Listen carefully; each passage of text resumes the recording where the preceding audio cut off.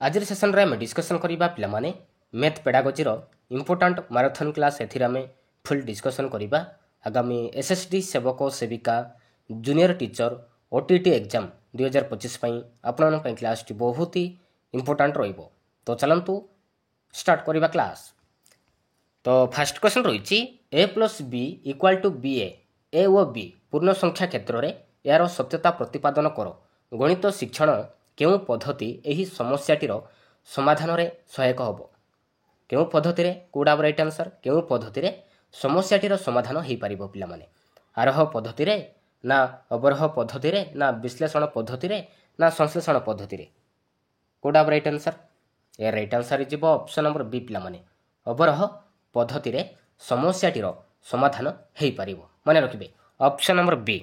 Next देखिबा next question रही पिला माने केउं पद्धति रे समस्या समाधान रे सूत्रर प्रयोग सीधा सड़क करा जाए। केउं पद्धति रे समस्या समाधान सूत्र प्रयोग करी सीधा सड़क करा जाए पिला माने। आरोह पद्धति रे ना संश्लेषण पद्धति रे ना अवरोह पद्धति रे ना उभय बी ओ सी।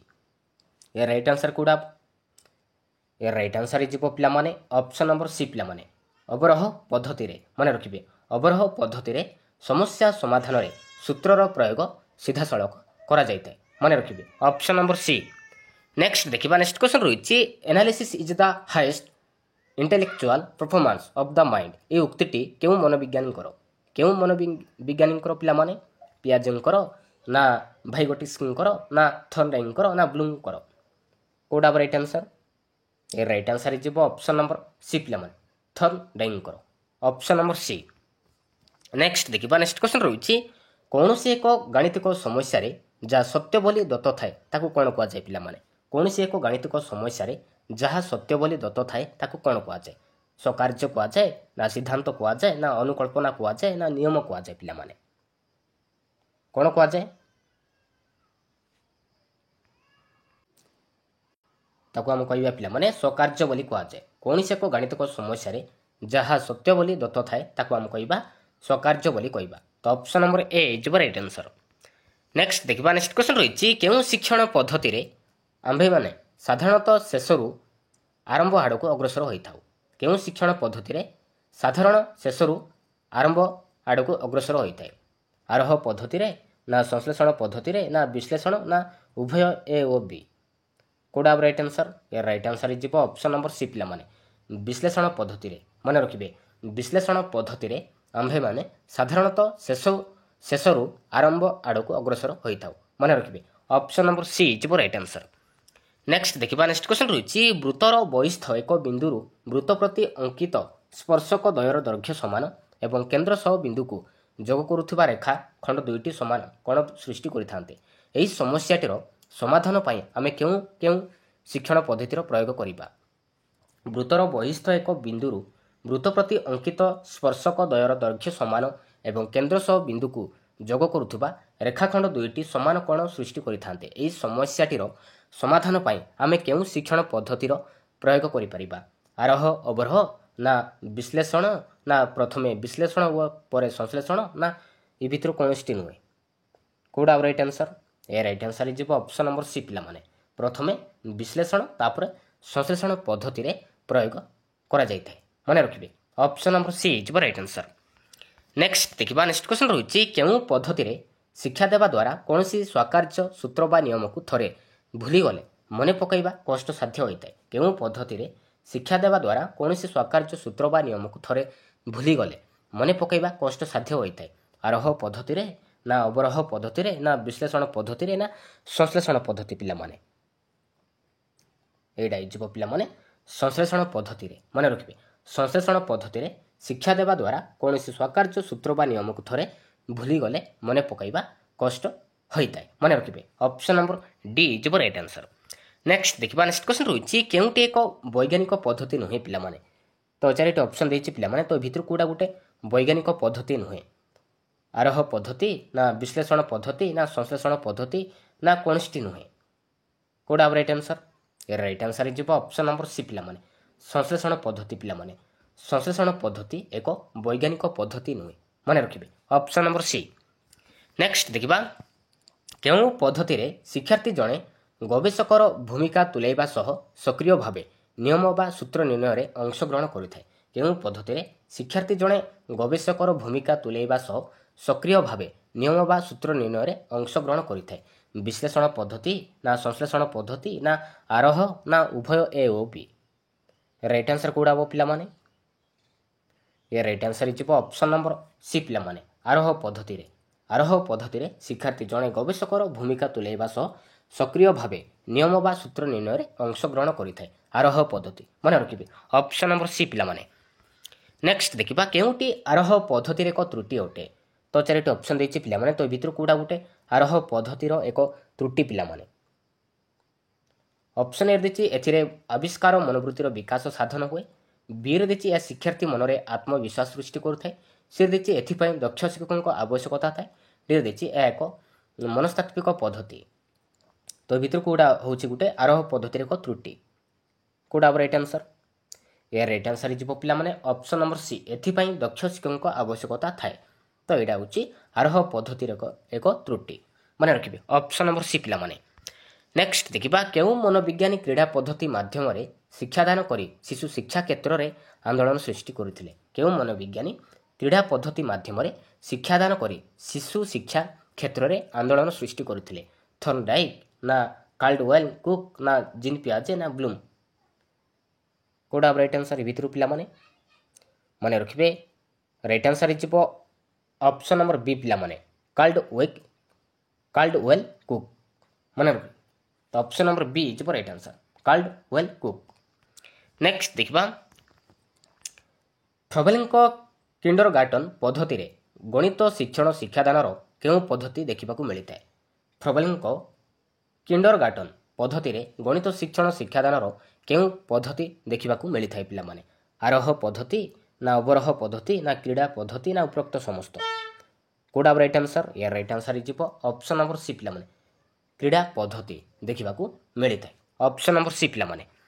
ନେକ୍ସଟ ଦେଖିବା ମନୋବିଜ୍ଞାନୀ ଡକ୍ଟର ମାରିଆ ମଣ୍ଟେସୋରି ତାଙ୍କ ଶିକ୍ଷା ପଦ୍ଧତିରେ ଗଣିତ ଶିକ୍ଷଣ କେଉଁ ପଦ୍ଧତିକୁ ବିଶେଷ ଗୁରୁତ୍ୱ ଦେଇଛନ୍ତି? ମନୋବିଜ୍ଞାନୀ ଡକ୍ଟର ମାରିଆ ମଣ୍ଟେସୋରି ତାଙ୍କ ଶିକ୍ଷା ପଦ୍ଧତିରେ ଗଣିତ ଶିକ୍ଷଣର କେଉଁ ପଦ୍ଧତିକୁ ବିଶେଷ ଗୁରୁତ୍ୱ ଦେଇଛନ୍ତି? ବିଶ୍ଳେଷଣ ପଦ୍ଧତି ନା କ୍ରୀଡ଼ା ପଦ୍ଧତି ନା ଆରୋହ ନା ଉପରୋକ୍ତ ସମସ୍ତ? ମନେ ରଖିବେ ଏଇଟା ମଧ୍ୟ କ୍ରୀଡ଼ା ପଦ୍ଧତି ପିଲାମାନେ, କ୍ରୀଡ଼ା ପଦ୍ଧତିକୁ ବିଶେଷ ଗୁରୁତ୍ୱ ଦେଇଛନ୍ତି, ମନେ ରଖିବେ ଅପସନ୍ ନମ୍ବର ବି ଯିବ ରାଇଟ୍ ଆନ୍ସର। ନେକ୍ସଟ ଦେଖିବା ନେକ୍ସଟ କ୍ୱେଶ୍ଚନ୍ ରହିଛି ଶିକ୍ଷାର୍ଥୀମାନଙ୍କ ମନରେ ଶାନ୍ତି ଓ ସମତା ପ୍ରତିଷ୍ଠା କରିବା ଦିଗରେ କେଉଁ ପଦ୍ଧତି ସହାୟକ ହୋଇଥାଏ? ଶିକ୍ଷାର୍ଥୀମାନଙ୍କ ମନରେ ଶାନ୍ତି ଓ ସମତା ପ୍ରତିଷ୍ଠା କରିବା ଦିଗରେ କେଉଁ ପଦ୍ଧତି ସହାୟକ ହୋଇଥାଏ? ବିଶ୍ଳେଷଣ ପଦ୍ଧତି ନା ଅବରୋହ ପଦ୍ଧତି ନା କ୍ରୀଡ଼ା ପଦ୍ଧତି ନା ଉପରୋକ୍ତ ସମସ୍ତ ହେବ? ମନେ ରଖିବେ ଏଇଟା ମଧ୍ୟ ପିଲାମାନେ କ୍ରୀଡ଼ା ପଦ୍ଧତିରେ ସହାୟକ ହୋଇଥାଏ, ଅପସନ୍ ନମ୍ବର ସି। ନେକ୍ସଟ ଦେଖିବା ନେକ୍ସଟ କ୍ୱେଶ୍ଚନ୍ ରହିଛି ନାଚ ଗୀତ ସହ ଅଭିନୟ ମାଧ୍ୟମରେ ସଂଖ୍ୟା ବିଶ୍ଳେଷଣ ଶିକ୍ଷା ଦେବା ଗଣିତ ଶିକ୍ଷଣର କେଉଁ ପଦ୍ଧତି ଅନ୍ତର୍ଗତ? ନାଚ ଗୀତ ସହ ଅଭିନୟ ମାଧ୍ୟମରେ ସଂଖ୍ୟା ବିଶ୍ଳେଷଣ ଶିକ୍ଷା ଦେବା ଗଣିତ ଶିକ୍ଷଣର କେଉଁ ପଦ୍ଧତି ଅନ୍ତର୍ଗତ? ଆରୋହ ନା ଅବରୋହ ନା ଉଭୟ ଏ ଓ ବି ନା କ୍ରୀଡ଼ା? କେଉଁଟା ରାଇଟ୍ ଆନ୍ସର? ଏଇଟା ମଧ୍ୟ ପିଲାମାନେ କ୍ରୀଡ଼ା ପଦ୍ଧତି ହେବ, ମନେ ରଖିବେ କ୍ରୀଡ଼ା ପଦ୍ଧତିରେ ଅନ୍ତର୍ଗତ। ନାଚ ଗୀତ ସହ ଅଭିନୟ ମାଧ୍ୟମରେ ସଂଖ୍ୟା ବିଶ୍ଳେଷଣ ଶିକ୍ଷା ଦେବା ହେଉଛି କ୍ରୀଡ଼ା ପଦ୍ଧତିର ଅନ୍ତର୍ଗତ, ମନେ ରଖିବେ ଅପସନ୍ ନମ୍ବର ଡି ପିଲାମାନେ। ନେକ୍ସଟ ଦେଖିବା କିଲପାଟ୍ରିଙ୍କ ପ୍ରୟୋଜନ ପଦ୍ଧତିରେ ଗଣିତ ଶିକ୍ଷଣ ଶିକ୍ଷାଦାନର କେଉଁ ପଦ୍ଧତିର ବିଶେଷତ୍ୱ ସନ୍ନିବେଶିତ ହୋଇଥିବାର ଲକ୍ଷ୍ୟ କରାଯାଏ? କ୍ରୀଡ଼ା ପଦ୍ଧତି ନା ଆରୋହ ପଦ୍ଧତି ନା ପ୍ରକଳ୍ପ ପଦ୍ଧତି ନା ଏ ଭିତରୁ କୌଣସିଟି ନୁହେଁ? କେଉଁଟା ହେବ ରାଇଟ୍ ଆନ୍ସର? ମନେ ରଖିବେ ପିଲାମାନେ ଏଇଟା ମଧ୍ୟ ହେବ ପିଲାମାନେ କ୍ରୀଡ଼ା ପଦ୍ଧତି ବିଶେଷତ୍ୱ ସନ୍ନିବେଶିତ ହୋଇଥାଏ, ମନେ ରଖିବେ। ତ ରାଇଟ୍ ଆନ୍ସର ହେଇଯିବ ଅପସନ୍ ନମ୍ବର ଏ ପିଲାମାନେ। ନେକ୍ସଟ ଦେଖିବା ନେକ୍ସଟ କ୍ୱେଶ୍ଚନ୍ ରହିଛି କୌଣସି ଶିକ୍ଷଣ କାର୍ଯ୍ୟ ଆନନ୍ଦମୟ ସ୍ୱାଧୀନତାପୂର୍ଣ୍ଣ ଓ ସ୍ୱଚ୍ଛନ୍ଦ ଢଙ୍ଗରେ ସମ୍ପାଦିତ ହେବା କେଉଁ ପଦ୍ଧତିର ଅନ୍ତର୍ଗତ? କୌଣସି ଶିକ୍ଷଣ କାର୍ଯ୍ୟ ଆନନ୍ଦମୟ ସ୍ୱାଧୀନତାପୂର୍ଣ୍ଣ ଓ ସ୍ୱଚ୍ଛନ୍ଦ ଢଙ୍ଗରେ ସମ୍ପାଦିତ ହେବା କେଉଁ ପଦ୍ଧତିର ଅନ୍ତର୍ଗତ? ଆରୋହ ପଦ୍ଧତି ନା କ୍ରୀଡ଼ା ପଦ୍ଧତି ନା ପ୍ରକଳ୍ପ ପଦ୍ଧତି ନା ବୈଜ୍ଞାନିକ ପଦ୍ଧତି ହେବ ପିଲାମାନେ? ଏଇଟା ମଧ୍ୟ ପିଲାମାନେ କ୍ରୀଡ଼ା ପଦ୍ଧତିରେ ହିଁ ଅନ୍ତର୍ଗତ, ମନେ ରଖିବେ ଅପସନ୍ ନମ୍ବର ବି। ନେକ୍ସଟ ଦେଖିବା କେଉଁଟି କ୍ରୀଡ଼ା ପଦ୍ଧତିର ଏକ ବିଶେଷତ୍ୱ ଅଟେ? ତ ଚାରିଟି ଅପସନ୍ ଦେଇଛି ପିଲାମାନେ, ତ ଏ ଭିତରୁ କେଉଁଟା ଗୋଟେ କ୍ରୀଡ଼ା ପଦ୍ଧତିରେ ଏକ ବିଶେଷତ୍ୱ ଅଟେ ପିଲାମାନେ। ଏଥିରେ ଆଭ୍ୟନ୍ତରୀଣ ଶୃଙ୍ଖଳା ଥାଏ। ଏଥିରେ ଏହା ଏକ ସ୍ୱତଃସ୍ଫୂର୍ତ୍ତ ପ୍ରକ୍ରିୟା ନା ଏହା ମାଧ୍ୟମରେ ଶିକ୍ଷାର୍ଥୀର ସୃଜନ ପ୍ରତିଭାର ବିକାଶ ସାଧନ ହୁଏ ନା ଉପରୋକ୍ତ ସମସ୍ତ ହେବ। କେଉଁଟା ହେବ ରାଇଟ୍ ଆନ୍ସର? ଏ ରାଇଟ୍ ଆନ୍ସର ଯିବ ଅପସନ୍ ନମ୍ବର ଡି, ଉପରୋକ୍ତ ସମସ୍ତ ପିଲାମାନେ। ଉପରୋକ୍ତ ସମସ୍ତ କ୍ରୀଡ଼ା ପଦ୍ଧତିରେ ଏକ ବିଶେଷତ୍ୱ ଅଟେ। ତ ଅପସନ୍ ନମ୍ବର ଡି ଯିବ ରାଇଟ୍ ଆନ୍ସର। ନେକ୍ସଟ ଦେଖିବା, ପିଲାର ଖେଳ ଓ ଖେଳ ସାମଗ୍ରୀ ମାଧ୍ୟମରେ ଶିକ୍ଷଣ ଗଣିତ ଶିକ୍ଷାଦାନର କେଉଁ ପଦ୍ଧତି ଅନ୍ତର୍ଭୁକ୍ତ? ପିଲାର ଖେଳ ଓ ଖେଳ ସାମଗ୍ରୀ ମାଧ୍ୟମରେ ଶିକ୍ଷଣ ଗଣିତ ଶିକ୍ଷାଦାନର କେଉଁ ପଦ୍ଧତି ଅନ୍ତର୍ଭୁକ୍ତ? ଆରୋହ ପଦ୍ଧତି ନା ପ୍ରକଳ୍ପ ନା କ୍ରୀଡ଼ା ନା ସମସ୍ୟା ସମାଧାନ? ମନେ ରଖିବେ ଏଇଟା ହେଇଯିବ କ୍ରୀଡ଼ା ପିଲାମାନେ। କ୍ରୀଡ଼ା ପଦ୍ଧତି ହିଁ ଅନ୍ତର୍ଭୁକ୍ତ। ତ ଅପସନ୍ ନମ୍ବର ସି। ନେକ୍ସଟ ଦେଖିବା, ନେକ୍ସଟ କ୍ୱେଶ୍ଚନ୍ ରହିଛି 27 ଓ 29ର ଯୋଗଫଳ ଏକ ଯୁଗ୍ମ ନା ଅଯୁଗ୍ମ ସଂଖ୍ୟା ହେବ? ଗଣିତ ଶିକ୍ଷଣର କେଉଁ ପଦ୍ଧତିରେ ଏହାର ସମାଧାନ କରାଯାଇପାରିବ? 27 ଓ 29 ଯୋଗଫଳ ଏକ ଯୁଗ୍ମ ନା ଅଯୁଗ୍ମ ସଂଖ୍ୟା। ତ ଏଇଟା ଗୋଟେ କେଉଁ ପଦ୍ଧତିରେ ଏହାର ସମାଧାନ ହୋଇପାରିବ? ଆରୋହ ପଦ୍ଧତି ନା କ୍ରୀଡ଼ା ପଦ୍ଧତି ନା ଅବରୋହ ପଦ୍ଧତି ନା ପ୍ରକଳ୍ପ ପଦ୍ଧତି? ମନେ ରଖିବେ ଏଇଟା ଅବରୋହ ପଦ୍ଧତିରେ ଏହାର ସମାଧାନ କରାଯାଇପାରିବ। ମନେ ରଖିବେ ଅପସନ୍ ନମ୍ବର ସି ପିଲାମାନେ। ନେକ୍ସଟ ଦେଖିବା, ନେକ୍ସଟ କ୍ୱେଶ୍ଚନ୍ ରହିଛି ଉଚ୍ଚ ପ୍ରାଥମିକ ଶ୍ରେଣୀରେ ଜ୍ୟାମିତିକ ଉପପାଦ୍ୟ ପରୀକ୍ଷଣ ପଦ୍ଧତିରେ ଶିକ୍ଷା ଦିଆଯାଏ। ଏଠାରେ ଶିକ୍ଷଣ ଗତି କିପରି ହୋଇଥାଏ?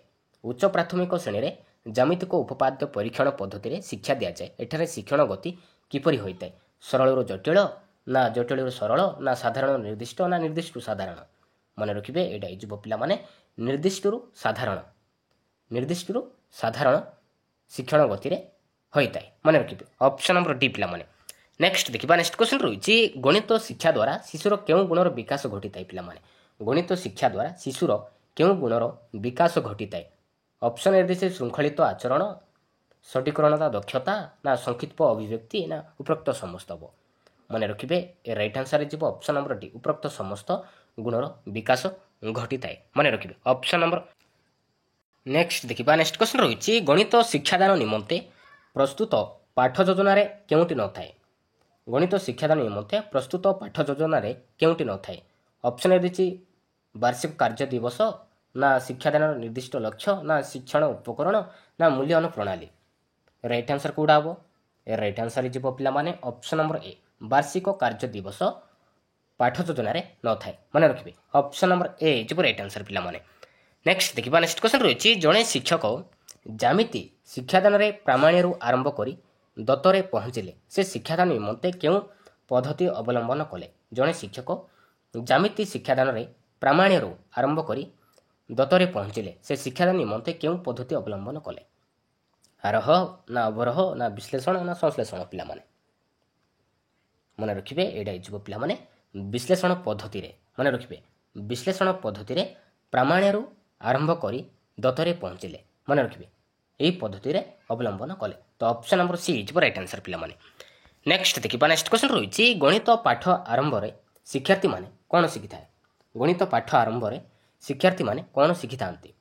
1 ଠାରୁ 10 ପର୍ଯ୍ୟନ୍ତ ସଂଖ୍ୟା ଡାକିବା ନା 1 ଠାରୁ 10 ପର୍ଯ୍ୟନ୍ତ କ୍ରମାନୁସାର ବସ୍ତୁ ଗଣିବା ନା 1 ଠାରୁ 10 ପର୍ଯ୍ୟନ୍ତ କ୍ରମାନୁସାରେ ଲେଖିବା ନା 0 ଠାରୁ 9 ପର୍ଯ୍ୟନ୍ତ ଅଙ୍କଗୁଡ଼ିକୁ ଚିହ୍ନଟ କରିବା?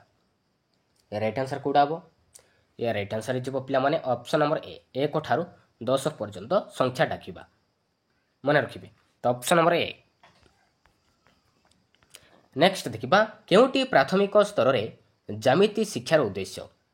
ତ 4ଟି ଅପସନ୍ ଦେଇଛି ପିଲାମାନେ। ତ ଏ ଭିତରୁ କେଉଁଟା ଗୋଟେ ପ୍ରାଥମିକ ସ୍ତରରେ ଜ୍ୟାମିତିର ଶିକ୍ଷାର ଉଦ୍ଦେଶ୍ୟ? ପିଲାମାନେ ଅପସନ୍ ଏ ଦେଇଛି ଜ୍ୟାମିତିକ ଚିତ୍ରର ପର୍ଯ୍ୟବେକ୍ଷଣ, ବିରେ ଦେଇଛି ଜ୍ୟାମିତିକ ଚିତ୍ରର ପର୍ଯ୍ୟବେକ୍ଷଣ ଯୁକ୍ତିମୂଳକ ପ୍ରମାଣ, ସିରେ ଦେଇଛି ଜ୍ୟାମିତିକ ଚିତ୍ରର ସଂଜ୍ଞା ନିରୂପଣ, ଡିରେ ଦେଇଛି ଜ୍ୟାମିତିକ ଚିତ୍ର ଗୁଡ଼ିକର ଠିକ୍ ଅଙ୍କନ।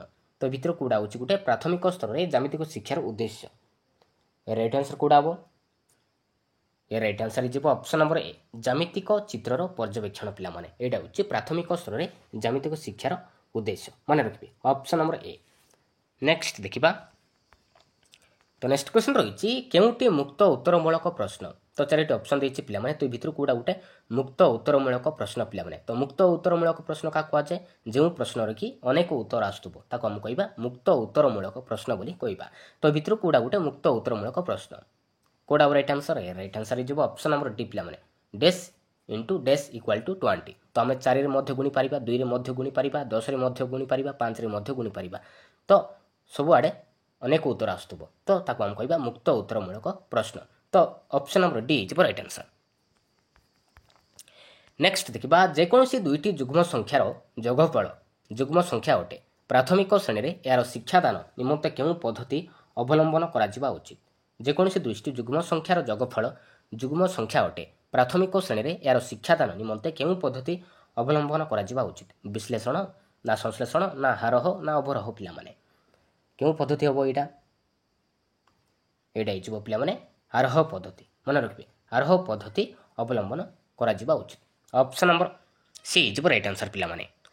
नेक्स्ट देखिबा नेक्स्ट क्वेश्चन रही गणित शिक्षादान रो केउं पद्धति रे सिद्धांत रु प्रमाण होइताय पिला माने गणित शिक्षादान रो केउं पद्धति रे सिद्धांत रु प्रमाण होइताय विश्लेषण ना संश्लेषण ना हारह ना अवरह पिला माने मन रखिबे एडा इजिबो अवरह पिला माने अवरह पद्धति रे सिद्धांत रु प्रमाण होइताय तो राइट आंसर इजिबो ऑप्शन नंबर डी पिला माने।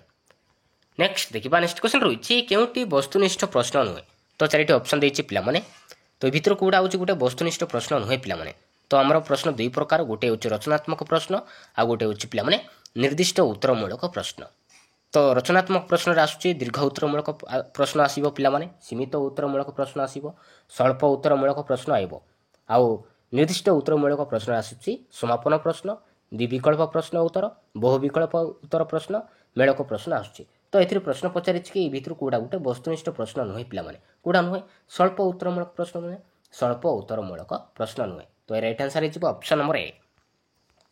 नेक्स्ट देखिबा केउटी पाठ्यपुस्तक रे न थाए तो भीतर पिला माने कोडा गोटे पाठ्यपुस्तक रे न थाए पिला माने शिक्षण पद्धति ना ज्यामितिक चित्र व ग्राफ ना समाहित प्रश्नावली ना अभ्यास प्रश्नावली पिला माने मन रखिबे शिक्षण पद्धति न थाए पिला माने पाठ्यपुस्तक रे शिक्षण पद्धति न थाए तो option number A is right answer. Next देखिबा 30 रो पूर्ववर्ती गणन संख्याटी डैश तो एटा गोटे की प्रकार प्रश्न 30 रो पूर्ववर्ती गणन संख्याटी डैश तो एटा गोटे की प्रकार प्रश्न चिन्हट मूलक ना बहु विकल्प ना स्वल्प उत्तरमूलक प्रश्न ना समापन मूलक प्रश्न पिला माने मन रखिबे पिला माने एटा होची समापन मूलक प्रश्न मन रखिबे option number D is right answer पिला माने। नेक्स्ट देखिबा नेक्स्ट क्वेश्चन रही प्राथमिक विद्यालय रे गणित पढ़ा जिबा उचित काईकी प्राथमिक विद्यालय रे गणित पढ़ा जिबा उचित काईकी काईकी पिला माने गणितर निजस्व भाषा अछि बोली ना गणित ज्ञान बिना पाठ्यक्रम रे थिबा अन्य विषय बुझी हेबो नाही ना दैनंदिन जीवन में गणित बहुल व्यवहार ना गणित ज्ञान बिना उच्च शिक्षा असंभव प्राथमिक विद्यालय रे गणित पढ़ा जिबा उचित काईकी काईकी पिला माने मन रखिबे दैनंदिन जीवन रे गणितर बहुत आवश्यक होइथाय मन रखिबे तो option number C is right answer पिला माने। नेक्स्ट देखिबा केउं कार्य पई गणित पाठ्यपुस्तक व्यवहार करिवार आवश्यकता नथाय केउं कार्य पई गणित पाठ्यपुस्तक व्यवहार करिवार आवश्यकता नथाय शिक्षार्थी मानकर शिक्षण पई ना गणित प्रश्नपत्र नक्शा प्रस्तुति पई ना शिक्षकଙ୍କର पाठ्य योजना प्रस्तुति पई ना अन्य विषय सहित गणित शिक्षादान संपर्क स्थापन पई कोड राइट आंसर मन रखिबे पिला माने एर राइट आंसर इजिबो ऑप्शन नंबर डी अन्य विषय सहित गणित शिक्षादान संपर्क स्थापन पई पाठ्यपुस्तक व्यवहार करिवार आवश्यकता नथाय मन रखिबे option number D is right answer. Next देखिबा संख्या रेखा रे संख्या चिन्हट करिबा पई शिक्षार्थी मानकर केउ धारणा थिबा दरकार संख्या रेखा रे संख्या चिन्हट करिबा पई शिक्षार्थी मानकर केउ धारणा थिबा दरकार संख्या रेखा संपर्क धारणा ना संख्या रेखा उपरे मूल बिंदु नेबा ना संख्या रेखा उपरे ऋणात्मक और धनात्मक ना उपरोक्त समस्त पिला माने कोड राइट आंसर ए राइट आंसर इजिबो ऑप्शन नंबर डी उपरोक्त समस्त धारणा थिबा दरकार ऑप्शन नंबर डी पिला माने।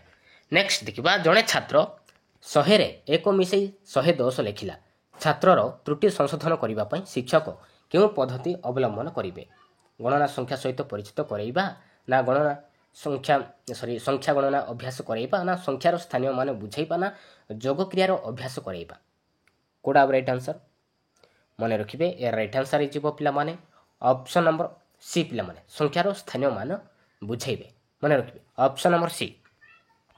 नेक्स्ट देखिबा गणित शिक्षादान केउ दक्षताटी प्राक प्राथमिक स्तर रे हासिल होई नथाय गणित शिक्षादान केउ दक्षताटी प्राक प्राथमिक स्तर रे हासिल होई नथाय संख्यारे चिन्हटीकरण ना संख्या व वस्तु मध्य संपर्क स्थापन ନା ସଂଖ୍ୟାର ସ୍ଥାନୀୟ ମାନ ନିରୂପଣ ନା ସଂଖ୍ୟାଗୁଡ଼ିକର ନାମକରଣ।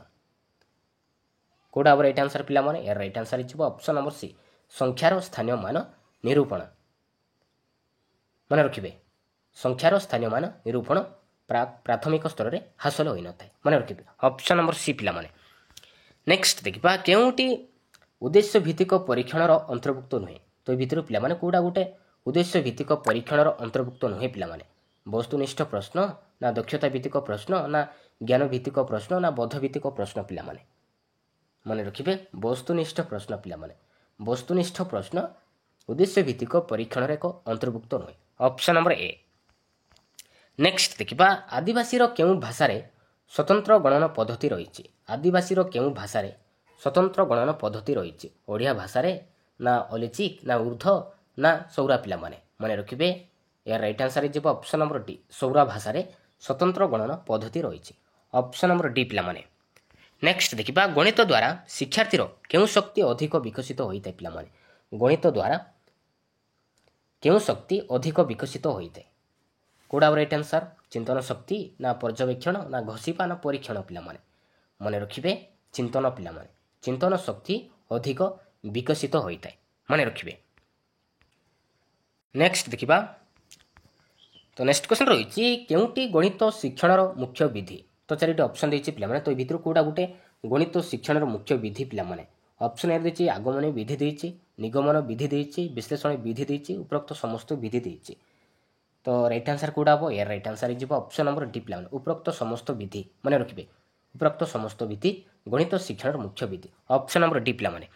ନେକ୍ସଟ ଦେଖିବା, କେଉଁଟି ଗଣିତର ଏକ ଶିକ୍ଷଣ ପଦ୍ଧତି ନୁହେଁ? ତ ଏ ଭିତରୁ ପିଲାମାନେ କେଉଁଟା ଗୋଟେ ଗଣିତର ଏକ ଶିକ୍ଷଣ ପଦ୍ଧତି ନୁହେଁ ପିଲାମାନେ? କେଉଁଟା ନୁହେଁ ପିଲାମାନେ? ଅପସନ୍ ଏ ଦେଇଛି କ୍ରୀଡ଼ା ପଦ୍ଧତି ଦେଇଛି, ବି ଦେଇଛି ଅନୁବାଦ ଦେଇଛି, ସି ଦେଇଛି ବିଶ୍ଳେଷଣ ଦେଇଛି, ଡି ଦେଇଛି ସଂଶ୍ଳେଷଣ ଦେଇଛି। ତ ରାଇଟ୍ ଆନ୍ସର କେଉଁଟା ହେବ? ଏହାର ରାଇଟ୍ ଆନ୍ସର ହେଇଯିବ ଅପସନ୍ ନମ୍ବର ବି ପିଲାମାନେ, ଅନୁବାଦ। ମନେ ରଖିବେ, ଅନୁବାଦ କିନ୍ତୁ ଗୋଟେ ଶିକ୍ଷଣ ପଦ୍ଧତି ନୁହେଁ।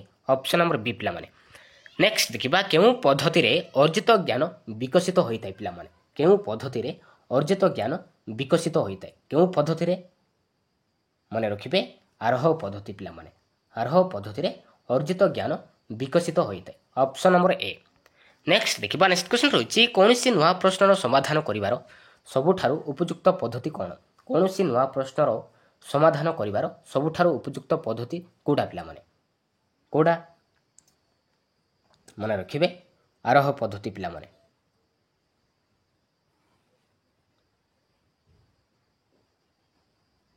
ଆରୋହ ପଦ୍ଧତି ହେବ ଅପସନ୍ ନମ୍ବର ଏ। ନେକ୍ସଟ ଦେଖିବା, ଅଧିକାଂଶ କ୍ଷେତ୍ରରେ ସମସ୍ୟା ସମାଧାନ କରିବା ପାଇଁ କେଉଁ ପଦ୍ଧତିଟି ବ୍ୟବହାର କରାଯାଏ? ଅଧିକାଂଶ କ୍ଷେତ୍ରରେ ସମସ୍ୟା ସମାଧାନ କରିବା ପାଇଁ କେଉଁ ପଦ୍ଧତିଟି ବ୍ୟବହାର କରାଯାଏ? କେଉଁ ପଦ୍ଧତି ବ୍ୟବହାର କରାଯାଏ ପିଲାମାନେ? ମନେ ରଖିବେ, ଏଇଟା ହେଇଯିବ ପିଲାମାନେ ଅବରୋହ ପଦ୍ଧତିରେ ବ୍ୟବହାର କରାଯାଇଥାଏ। ମନେ ରଖିବେ, ଅପସନ୍ ନମ୍ବର ଡି ପିଲାମାନେ। ନେକ୍ସଟ ଦେଖିବା, ନେକ୍ସଟ କ୍ୱେଶ୍ଚନ୍ ରହିଛି, କେଉଁ ଗାଣିତିକ ପଦ୍ଧତିଟି ସମୟ ସାପେକ୍ଷ ଓ ମାନସିକ କ୍ଳାନ୍ତି ସୃଷ୍ଟି କରେ? କେଉଁ ପଦ୍ଧତିରେ ସମୟ ସାପେକ୍ଷ ଓ ମାନସିକ କ୍ଳାନ୍ତି ସୃଷ୍ଟି କରିଥାଏ ପିଲାମାନେ? ବିଶ୍ଳେଷଣ ଦେଇଛି, କ୍ରୀଡ଼ା ଦେଇଛି, ଆରୋହ ଦେଇଛି, କୌଣସିଟି ନୁହେଁ ଦେଇଛି। କେଉଁଟା ରାଇଟ୍ ଆନ୍ସର? ଏ ରାଇଟ୍ ଆନ୍ସର ହେଇଯିବ ଅପସନ୍ ନମ୍ବର ସି ପିଲାମାନେ, ଆରୋହ ପଦ୍ଧତିରେ। ମନେ ରଖିବେ, ଆରୋହ ପଦ୍ଧତିରେ ସମୟ ସାପେକ୍ଷ ଓ ମାନସିକ କ୍ଳାନ୍ତି ସୃଷ୍ଟି କରିଥାଏ। ଅପସନ୍ ନମ୍ବର ସି ପିଲାମାନେ। ନେକ୍ସଟ ଦେଖିବା, କେଉଁ ପଦ୍ଧତିରେ ଗାଣିତିକ ପ୍ରମାଣ ଅପେକ୍ଷା ପ୍ରମାଣର ଧାରା ଆବିଷ୍କୃତ ହୋଇଥାଏ? କେଉଁ ପଦ୍ଧତିରେ ଗାଣିତିକ ପ୍ରମାଣ ଅପେକ୍ଷା ପ୍ରମାଣର ଧାରା ଆବିଷ୍କୃତ ହୋଇଥାଏ ପିଲାମାନେ? ବିଶ୍ଳେଷଣ ନା ସଂଶ୍ଳେଷଣ ନା କ୍ରୀଡ଼ା ନା ଉପରୋକ୍ତ ସମସ୍ତ? ମନେ ରଖିବେ, ଏଇଟା ହେଇଯିବ ବିଶ୍ଳେଷଣ ପଦ୍ଧତିରେ। ବିଶ୍ଳେଷଣ ପଦ୍ଧତିରେ ଗାଣିତିକ ପ୍ରମାଣ ଅପେକ୍ଷା ପ୍ରମାଣର ଧାରା ଆବିଷ୍କୃତ ହୋଇଥାଏ। ଅପସନ୍ ନମ୍ବର ଏ ପିଲାମାନେ। ନେକ୍ସଟ ଦେଖିବା, କେଉଁ ଗାଣିତିକ ପଦ୍ଧତିଟି ସଂକ୍ଷିପ୍ତ ସହଜ ଓ ଶୃଙ୍ଖଳିତ? କେଉଁ ପଦ୍ଧତିରେ ସଂକ୍ଷିପ୍ତ ସହଜ ଓ ଶୃଙ୍ଖଳିତ ହୋଇଥାଏ ପିଲାମାନେ? ମନେ ରଖିବେ, ଏଇଟା ହେଇଯିବ ପିଲାମାନେ ସଂଶ୍ଳେଷଣ ପଦ୍ଧତିରେ। ସଂଶ୍ଳେଷଣ ପଦ୍ଧତିରେ ସଂକ୍ଷିପ୍ତ ଓ ସହଜ ଓ ଶୃଙ୍ଖଳିତ ହୋଇଥାଏ। ମନେ ରଖିବେ, ଅପସନ୍ ନମ୍ବର ସି ପିଲାମାନେ। ନେକ୍ସଟ ଦେଖିବା, ଏକ ଗାଣିତିକ ସମସ୍ୟାକୁ ବିଭିନ୍ନ ଅର୍ଥପୂର୍ଣ୍ଣ ଅଂଶରେ ବିଭକ୍ତ କରି ସେମାନଙ୍କ ମଧ୍ୟରେ ସମ୍ପର୍କ ସ୍ଥାପନ କରିବା କେଉଁ ପଦ୍ଧତିରେ ଅନ୍ତର୍ଗତ? ଆରୋହ ପଦ୍ଧତି ନା ଅବରୋହ ନା ସଂଶ୍ଳେଷଣ ନା ବିଶ୍ଳେଷଣ ପିଲାମାନେ? ମନେ ରଖିବେ, ଏଇଟା ହେଇଯିବ ପିଲାମାନେ ବିଶ୍ଳେଷଣ ପଦ୍ଧତିରେ। ବିଶ୍ଳେଷଣ ପଦ୍ଧତିରେ ଅନ୍ତର୍ଗତ ହୋଇଥାଏ। ଅପସନ୍ ନମ୍ବର ଡି ପିଲାମାନେ। ନେକ୍ସଟ ଦେଖିବା, ଉଚ୍ଚ ପ୍ରାଥମିକ ଶ୍ରେଣୀରେ ଜ୍ୟାମିତିକ ପ୍ରମାଣ ଗୁଡ଼ିକ କେଉଁ ପଦ୍ଧତିରେ ଶିକ୍ଷା ଦିଆଯାଏ? ଉଚ୍ଚ ପ୍ରାଥମିକ ଶ୍ରେଣୀରେ ଜ୍ୟାମିତିକ ପ୍ରମାଣଗୁଡ଼ିକ କେଉଁ ପଦ୍ଧତିରେ ଶିକ୍ଷା ଦିଆଯାଏ? କେଉଁ ପଦ୍ଧତିରେ ଶିକ୍ଷା ଦିଆଯାଏ ପିଲାମାନେ? ମନେ ରଖିବେ, ଏଇଟା ହେଇଯିବ ଆରୋହ ପଦ୍ଧତିରେ। ମନେ ରଖିବେ, ଆରୋହ ପଦ୍ଧତିରେ ଶିକ୍ଷା ଦିଆଯାଇଥାଏ। Option number A. ନେକ୍ସଟ ଦେଖିବା, କେଉଁଟି ଆରୋହ ପଦ୍ଧତିର ବୈଶିଷ୍ଟ୍ୟ ନୁହେଁ? ତ ଚାରିଟି ଅପସନ୍ ଦେଇଛି ପିଲାମାନେ, ତ ଭିତରୁ କେଉଁଟା ଗୋଟେ ଆରୋହ ପଦ୍ଧତିର ବୈଶିଷ୍ଟ୍ୟ ନୁହେଁ ପିଲାମାନେ? ଅପସନ୍ ଏ ଦେଇଛି ଆବିଷ୍କାର ମନୋବୃତ୍ତିର ବିକାଶ ଦେଇଛି, ବି ଦେଇଛି ମୁଖସ୍ଥ କରି ଶିକ୍ଷା ଲାଭ କରିବା ଦେଇଛି, ସି ଦେଇଛି ସନ୍ଦେହ ଦୂରୀଭୂତ ହେବା, ଡି ଦେଇଛି ଶିକ୍ଷଣ ଦୀର୍ଘସ୍ଥାୟୀ ହେବା। ତ ରାଇଟ୍ ଆନ୍ସର କେଉଁଟା ହେବ? ଏହାର ରାଇଟ୍ ଆନ୍ସର ହେଇଯିବ ଅପସନ୍ ନମ୍ବର ବି, ମୁଖସ୍ଥ କରି ଶିକ୍ଷା ଲାଭ କରିବା। ଏଇଟା କିନ୍ତୁ ଆରୋହ ପଦ୍ଧତିର ଏକ ବୈଶିଷ୍ଟ୍ୟ ନୁହେଁ। ମନେ ରଖିବେ, ଅପସନ୍ ନମ୍ବର ବି ପିଲାମାନେ। ଏବେ ଦେଖିବା ଅବରୋହ ପଦ୍ଧତିର ବୈଶିଷ୍ଟ୍ୟ। ତ ଭିତରୁ ପିଲାମାନେ କେଉଁଟା ଗୋଟେ ଅବରୋହ ପଦ୍ଧତିର ବୈଶିଷ୍ଟ୍ୟ ପିଲାମାନେ?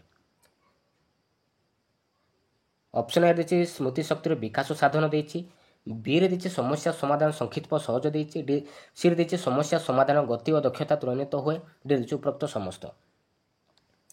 ଏ ରାଇଟ୍ ଆନ୍ସର ହେଇଯିବ ଅପସନ୍ ନମ୍ବର ଡି, ଉପରୋକ୍ତ ସମସ୍ତ ପଦ୍ଧତି ଅବରୋହ ପଦ୍ଧତିର ବୈଶିଷ୍ଟ୍ୟ। ମନେ ରଖିବେ, ଅପସନ୍ ନମ୍ବର ଡି ପିଲାମାନେ। ନେକ୍ସଟ ଦେଖିବା, କେଉଁଟି ଅବରୋହ ପଦ୍ଧତିର ତ୍ରୁଟି ଅଟେ? ତ ଏ ଭିତରୁ ପିଲାମାନେ କେଉଁଟା ଗୋଟେ ଅବରୋହ ପଦ୍ଧତିର ଏକ ତ୍ରୁଟି ଅଟେ? ଅପସନ୍ ଏ ଦେଇଛି ବୋଧ ଶକ୍ତିର ବିକାଶ ହୁଏ ନାହିଁ, ମନରେ ସନ୍ଦେହ ରହିଯାଏ, ସି ଦେଇଛି ଶିକ୍ଷାର୍ଥୀ ନିଷ୍କ୍ରିୟ ହୁଏ, ଡି ଦେଇଛି ଉପରୋକ୍ତ ସମସ୍ତ। କେଉଁଟା ରାଇଟ୍ ଆନ୍ସର? ଏହାର ରାଇଟ୍ ଆନ୍ସର ହେଇଯିବ ଅପସନ୍ ନମ୍ବର ଡି, ଉପରୋକ୍ତ ସମସ୍ତ ଅବରୋହ ପଦ୍ଧତି ତ୍ରୁଟି ଅଟେ। Option number D. ନେକ୍ସଟ ଦେଖିବା, କେଉଁଟି ସଂଶ୍ଳେଷଣ ପଦ୍ଧତିର ଏକ ବୈଶିଷ୍ଟ୍ୟ? ସଂଶ୍ଳେଷଣ ପଦ୍ଧତିର ଏକ ବୈଶିଷ୍ଟ୍ୟ କେଉଁଟା ପିଲାମାନେ? ସଂକ୍ଷିପ୍ତ ସହଜ ଦେଇଛି, ସ୍ମୃତି ଶକ୍ତିକୁ ତ୍ୱରାନ୍ୱିତ କରିଦେଇଛି, ସି ଦେଇଛି ସମାଧାନ ପାଇଁ କମ୍ ସମୟ ଆବଶ୍ୟକ ହୁଏ ଦେଇଛି। ତ ରାଇଟ୍ ଆନ୍ସର କେଉଁଟା ହେବ? ଏହାର ରାଇଟ୍ ଆନ୍ସର ହେଇଯିବ ଅପସନ୍ ନମ୍ବର ଡି, ଉପରୋକ୍ତ ସମସ୍ତ ପଦ୍ଧତି ସଂଶ୍ଳେଷଣ ପଦ୍ଧତିର ଏକ ବୈଶିଷ୍ଟ୍ୟ। ମନେ ରଖିବେ, ଅପସନ୍ ନମ୍ବର ଡି ପିଲାମାନେ। ଏବେ ଦେଖିବା କ୍ରୀଡ଼ା ପଦ୍ଧତିର ବୈଶିଷ୍ଟ୍ୟ। ତ ଏ ଭିତରୁ କେଉଁଟା ଗୋଟେ ହେଉଛି ପିଲାମାନେ କ୍ରୀଡ଼ା ପଦ୍ଧତିର ବୈଶିଷ୍ଟ୍ୟ ପିଲାମାନେ?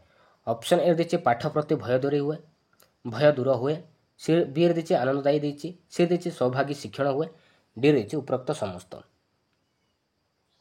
କେଉଁଟା ହେବ ରାଇଟ୍ ଆନ୍ସର? ଏ ରାଇଟ୍ ଆନ୍ସର ଉପରୋକ୍ତ ସମସ୍ତ, ଅପସନ୍ ନମ୍ବର ଡି ପିଲାମାନେ। ନେକ୍ସଟ ଦେଖିବା, ନେକ୍ସଟ କ୍ୱେଶ୍ଚନ୍ ରହିଛି, କେଉଁଟି କ୍ରୀଡ଼ା ପଦ୍ଧତିର ଏକ ତ୍ରୁଟି ଅଟେ? ତ ଚାରିଟି ଅପସନ୍ ଦେଇଛି ପିଲାମାନେ, ତ ଏ ଭିତରୁ କେଉଁଟା ଗୋଟେ କ୍ରୀଡ଼ା ପଦ୍ଧତିର ଏକ ତ୍ରୁଟି ଅଟେ ପିଲାମାନେ? ଅପସନ୍ ଏ ଦେଇଛି ପାଠ ଯୋଜନାର ପ୍ରସ୍ତୁତି କଷ୍ଟକର, ବିରେ ଦେଇଛି ସମୟ ସାପେକ୍ଷ, ସିରେ ଜଟିଳ ପ୍ରଶ୍ନର ସମାଧାନ ହୋଇପାରେ ନାହିଁ, ଡି ଦେଇଛି ଉପରୋକ୍ତ ସମସ୍ତ। ଏ ରାଇଟ୍ ଆନ୍ସର କେଉଁଟା ହେବ? ଏହାର ରାଇଟ୍ ଆନ୍ସର ହେଇଯିବ ଅପସନ୍ ନମ୍ବର ଡି, ଉପରୋକ୍ତ ସମସ୍ତ ପଦ୍ଧତି ତ୍ରୁଟି ଅଟେ। ନେକ୍ସଟ ଦେଖିବା, ଭିନ୍ନ ଭିନ୍ନ କ୍ଷେତ୍ରରେ ପରୀକ୍ଷଣ କରି ଏକ ସାଧାରଣ ସତ୍ୟରେ ଉପନୀତ ହେବାକୁ କେଉଁ ପଦ୍ଧତି କୁହାଯାଏ? ଭିନ୍ନ ଭିନ୍ନ କ୍ଷେତ୍ରରେ ପରୀକ୍ଷଣ କରି ଏକ ସାଧାରଣ ସତ୍ୟରେ ଉପନୀତ ହେବାକୁ କେଉଁ ପଦ୍ଧତି କୁହାଯାଏ? କେଉଁ ପଦ୍ଧତି କୁହାଯାଏ? ମନେ ରଖିବେ ପିଲାମାନେ, ଆରୋହ ପଦ୍ଧତି କୁହାଯାଏ। Option number A. ନେକ୍ସଟ ଦେଖିବା, ନେକ୍ସଟ କ୍ୱେଶ୍ଚନ୍ ରହିଛି, ଉଦ୍ଦେଶ୍ୟ ହାସଲ ନିମିତ୍ତ ଶିକ୍ଷଣ ଅନୁଭୂତି ଗୁଡ଼ିକୁ ଏକ ନିର୍ଦ୍ଦିଷ୍ଟ କ୍ରମରେ ସଜାଇବାକୁ କ'ଣ କୁହାଯାଏ? ଉଦ୍ଦେଶ୍ୟ ହାସଲ ନିମିତ୍ତ ଶିକ୍ଷଣ ଅନୁଭୂତି ଗୁଡ଼ିକୁ ଏକ ନିର୍ଦ୍ଦିଷ୍ଟ କ୍ରମରେ ସଜାଇବାକୁ କ'ଣ କୁହାଯାଏ? କ'ଣ କୁହାଯାଏ ପିଲାମାନେ? ତାକୁ ଆମେ କହିବା ପିଲାମାନେ ପଦ୍ଧତି ବୋଲି କହିବା, ପଦ୍ଧତି ପିଲାମାନେ। Option number C. ନେକ୍ସଟ ଦେଖିବା, କେଉଁ ପଦ୍ଧତି ସାଧାରଣ ସତ୍ୟରୁ ନିର୍ଦ୍ଦିଷ୍ଟ ସତ୍ୟ ଆଡ଼କୁ ଗତି କରିଥାଏ? କେଉଁ ପଦ୍ଧତିରେ ସାଧାରଣ ସତ୍ୟରୁ ନିର୍ଦ୍ଦିଷ୍ଟ ସତ୍ୟ ଆଡ଼କୁ ଗତି କରିଥାଏ? ମନେ ରଖିବେ, ଏଇଟା ହେଇଯିବ ଅବରୋହ ପଦ୍ଧତି ପିଲାମାନେ। ଅବରୋହ ପଦ୍ଧତିରେ ସାଧାରଣ ସତ୍ୟରୁ ନିର୍ଦ୍ଦିଷ୍ଟ ସତ୍ୟ ଆଡ଼କୁ ଗତି କରିଥାଏ, ଆଉ ଆରୋହ ପଦ୍ଧତିରେ ନିର୍ଦ୍ଦିଷ୍ଟରୁ ସାଧାରଣ ସତ୍ୟ ଆଡ଼କୁ ଗତି କରିଥାଏ। ମନେ ରଖିବେ, ଅପସନ୍ ନମ୍ବର ବି ପିଲାମାନେ। ନେକ୍ସଟ ଦେଖିବା, କେଉଁ ପଦ୍ଧତି ମୂର୍ତ୍ତରୁ ଅମୃତ ଆଡ଼କୁ ଅଗ୍ରସର ହୋଇଥାଏ? କେଉଁ ପଦ୍ଧତିରେ ମୂର୍ତ୍ତରୁ ଅମୃତ ଆଡ଼କୁ ଅଗ୍ରସର ହୋଇଥାଏ ପିଲାମାନେ? ଆରୋହ ନା ଅବରୋହ ନା ବିଶ୍ଳେଷଣ ନା ସଂଶ୍ଳେଷଣ? ମନେ ରଖିବେ, ଏଇଟା ହେଇଯିବ ଆରୋହ ପଦ୍ଧତି ପିଲାମାନେ। ଆରୋହ ପଦ୍ଧତିରେ ମୂର୍ତ୍ତରୁ ଅମୃତ ଆଡ଼କୁ ଅଗ୍ରସର ହୋଇଥାଏ, ଆଉ ଅବରୋହ ପଦ୍ଧତିରେ ଅମୃତରୁ ମୂର୍ତ୍ତ ଆଡ଼କୁ ଅଗ୍ରସର ହୋଇଥାଏ। ମନେ ରଖିବେ, ଅପସନ୍ ନମ୍ବର ଏ। ନେକ୍ସଟ ଦେଖିବା, ପିଲାମାନଙ୍କର ଖେଳ ସାମଗ୍ରୀ ଓ ଖେଳ ମାଧ୍ୟମରେ ଗଣିତ ଶିକ୍ଷଣ କେଉଁ ପଦ୍ଧତି ଅନ୍ତର୍ଗତ? ପିଲାମାନଙ୍କର ଖେଳ ସାମଗ୍ରୀ ଓ ଖେଳ ମାଧ୍ୟମରେ ଗଣିତ ଶିକ୍ଷଣ କେଉଁ ପଦ୍ଧତି ଅନ୍ତର୍ଗତ? କେଉଁ ପଦ୍ଧତି ଅନ୍ତର୍ଗତ ପିଲାମାନେ? ମନେ ରଖିବେ, ଏଇଟା ହେଇଯିବ କ୍ରୀଡ଼ା ପଦ୍ଧତି। ମନେ ରଖିବେ, କ୍ରୀଡ଼ା ପଦ୍ଧତି ଅନ୍ତର୍ଗତ, ଅପସନ୍ ନମ୍ବର ଡି। ନେକ୍ସଟ ଦେଖିବା, ସୂତ୍ର ପ୍ରୟୋଗ କରି ସମସ୍ୟା ସମାଧାନ କରିବା ପଦ୍ଧତିକୁ କ'ଣ କୁହାଯାଏ? ସୂତ୍ର ପ୍ରୟୋଗ କରି ସମସ୍ୟା ସମାଧାନ କରିବା ପଦ୍ଧତିକୁ କ'ଣ କୁହାଯାଏ? କ'ଣ କୁହାଯାଏ? ତାକୁ ଆମେ କହିବା ଅବରୋହ ପଦ୍ଧତି ବୋଲି କହିବା। ମନେ ରଖିବେ, ଅପସନ୍ ନମ୍ବର ବି ପିଲାମାନେ। ନେକ୍ସଟ ଦେଖିବା, ଷଷ୍ଠ ଓ ସପ୍ତମ ଶ୍ରେଣୀରେ ଥିବା ଜ୍ୟାମିତିକ ପ୍ରମାଣ କେଉଁ ପଦ୍ଧତି କରାଯାଏ? ଷଷ୍ଠ ଓ ସପ୍ତମ ଶ୍ରେଣୀରେ ଥିବା ଜ୍ୟାମିତିକ ପ୍ରମାଣ କେଉଁ ପଦ୍ଧତିରେ କରାଯାଏ? କ୍ରୀଡ଼ା ପଦ୍ଧତି ନା ଆରୋହ ନା ବିଶ୍ଳେଷଣ ନା ଉପରୋକ୍ତ ସମସ୍ତ? ମନେ ରଖିବେ ଏଇଟା ହେଇଯିବ ଆରୋହ ପଦ୍ଧତି। ଆରୋହ ପଦ୍ଧତିରେ କରାଯାଇଥାଏ। ଅପସନ୍ ନମ୍ବର ବି ପିଲାମାନେ। ନେକ୍ସଟ ଦେଖିବା ଅମୃତ ତଥ୍ୟରୁ ବାସ୍ତବ ତଥ୍ୟ ଆଡ଼କୁ କେଉଁ ପଦ୍ଧତିରେ ଯିବାକୁ ପଡ଼ିଥାଏ? ଅମୃତ ତଥ୍ୟରୁ ବାସ୍ତବ ତଥ୍ୟ ଆଡ଼କୁ କେଉଁ ପଦ୍ଧତିରେ ଯିବାକୁ ପଡ଼ିଥାଏ? କେଉଁ ପଦ୍ଧତିରେ ଯିବାକୁ ପଡ଼ିଥାଏ ପିଲାମାନେ? ମନେ ରଖିବେ ଅବରୋହ ପଦ୍ଧତି ପିଲାମାନେ। ଅବରୋହ ପଦ୍ଧତିରେ ଯିବାକୁ ପଡ଼ିଥାଏ। ଅପସନ୍ ନମ୍ବର ବି ପିଲାମାନେ। ନେକ୍ସଟ ଦେଖିବା 5 ସୋପାନ ବିଶିଷ୍ଟ ପାଠ ଯୋଜନାର ପ୍ରବର୍ତ୍ତକ କିଏ? 5 ସୋପାନ ବିଶିଷ୍ଟ ପାଠ ଯୋଜନାର ପ୍ରବର୍ତ୍ତକ କିଏ? କିଏ ପିଲାମାନେ? ମରିସନ୍ ନା ବ୍ଲୁମ୍ ନା ହର୍ବର୍ଟ ନା ରାଷ୍ଟ୍ରୀୟ ମାଧ୍ୟମିକ ଶିକ୍ଷା ଅଭିଯାନ? ମନେ ରଖିବେ ହର୍ବର୍ଟ ପିଲାମାନେ। 5 ସୋପାନ ବିଶିଷ୍ଟ ପାଠ ଯୋଜନାର ପ୍ରବର୍ତ୍ତକ ହେଉଛନ୍ତି ପିଲାମାନେ ହର୍ବର୍ଟ। ମନେ ରଖିବେ ଅପସନ୍ ନମ୍ବର ସି। ନେକ୍ସଟ ଦେଖିବା ସୂତ୍ର ନିର୍ଣ୍ଣୟ କରିବା ନିମନ୍ତେ କେଉଁ ପଦ୍ଧତି ଅଧିକ ଉପଯୋଗୀ ହୋଇଥାଏ? ସୂତ୍ର ନିର୍ଣ୍ଣୟ କରିବା ନିମନ୍ତେ କେଉଁ ପଦ୍ଧତି ଅଧିକ ଉପଯୋଗୀ? ସଂଶ୍ଳେଷଣ ନା ବିଶ୍ଳେଷଣ ନା ଅବରୋହ ନା ଆରୋହ ପିଲାମାନେ? ମନେ ରଖିବେ ଆରୋହ ପିଲାମାନେ। ଆରୋହ ପଦ୍ଧତି ଅଧିକ ଉପଯୋଗୀ ହୋଇଥାଏ। ମନେ ରଖିବେ ଅପସନ୍ ନମ୍ବର ଡି। ନେକ୍ସଟ ଦେଖିବା କେଉଁ ଶିକ୍ଷଣ ପଦ୍ଧତିଟି ଶିକ୍ଷକ କୈନ୍ଦ୍ରିକ ଅଟେ? କେଉଁ ଶିକ୍ଷଣ ପଦ୍ଧତି ଶିକ୍ଷକ କୈନ୍ଦ୍ରିକ ଅଟେ? କୋଉଟା ରାଇଟ୍ ଆନ୍ସର? ରାଇଟ୍ ଆନ୍ସର ହେଇଯିବ ଅପସନ୍ ନମ୍ବର ଡି। କୌଣସିଟି ନୁହେଁ ପିଲାମାନେ। ନେକ୍ସଟ ଦେଖିବା କେଉଁଟି ଗଣିତ ଶିକ୍ଷଣର ଏକ ପଦ୍ଧତି ନୁହେଁ? ତ ଚାରିଟି ଅପସନ୍ ଦେଇଛି ପିଲାମାନେ। ତ ଏ ଭିତରୁ କୋଉଟା ଗୋଟେ ଗଣିତ ଶିକ୍ଷଣର ଏକ ପଦ୍ଧତି ନୁହେଁ ପିଲାମାନେ? ପ୍ରକଳ୍ପ ନା ବିଶ୍ଳେଷଣ ନା ପର୍ଯ୍ୟବେକ୍ଷଣ ନା କ୍ରୀଡ଼ା ପିଲାମାନେ? ମନେ ରଖିବେ ପର୍ଯ୍ୟବେକ୍ଷଣ ନୁହେଁ ପିଲାମାନେ। ଗଣିତ ଶିକ୍ଷଣର ଏକ ପଦ୍ଧତି ନୁହେଁ ପର୍ଯ୍ୟବେକ୍ଷଣ। ମନେ ରଖିବେ ତ ପ୍ରକଳ୍ପ ହେଇଗଲା, ବିଶ୍ଳେଷଣ ହେଇଗଲା, କ୍ରୀଡ଼ା ହେଇଗଲା, ସଂଶ୍ଳେଷଣ ହେଇଗଲା ପିଲାମାନେ, ଆରୋହ ଅବରୋହ ହେଇଗଲା। ଏସବୁ ହେଉଛି ଗଣିତ ଶିକ୍ଷଣ ଏକ ପଦ୍ଧତି କିନ୍ତୁ ପର୍ଯ୍ୟବେକ୍ଷଣ ନୁହେଁ। ନେକ୍ସଟ ଦେଖିବା ଆରୋହ ପଦ୍ଧତିରେ ଆମେ କେଉଁପରି ଭାବରେ ଗତି କରିଥାଉ? ଆରୋହ ପଦ୍ଧତିରେ ଆମେ କେଉଁପରି ଭାବରେ ଗତି କରିଥାଉ? ଅମୃତରୁ ବାସ୍ତବ ନା ସାଧାରଣ ନିର୍ଦ୍ଦିଷ୍ଟ ନା ଉଦାହରଣର ସୂତ୍ର ନା ଅଜ୍ଞାତରୁ ଜ୍ଞାତ ପିଲାମାନେ? କୋଉଟା ହବ ରାଇଟ୍ ଆନ୍ସର? ଏ ରାଇଟ୍ ଆନ୍ସର ହେଇଯିବ ପିଲାମାନେ ଅପସନ୍ ନମ୍ବର ସି ପିଲାମାନେ।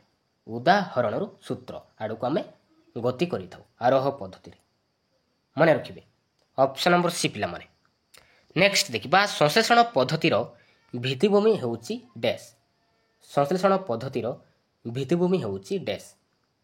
ଆରୋହ ବିଧି ନା ଅବରାତ୍ମକ ବିଧି ନା ମନୋବିଜ୍ଞାନୀ ନିୟମ ନା ଯଥାଯଥ ପନ୍ଥା ପିଲାମାନେ? କୋଉଟା ହବ ରାଇଟ୍ ଆନ୍ସର ଭିତରୁ? ଏଇଟା ହେଇଯିବ ଅବରାତ୍ମକ ବିଧି ପିଲାମାନେ। ଅପସନ୍ ନମ୍ବର ବି।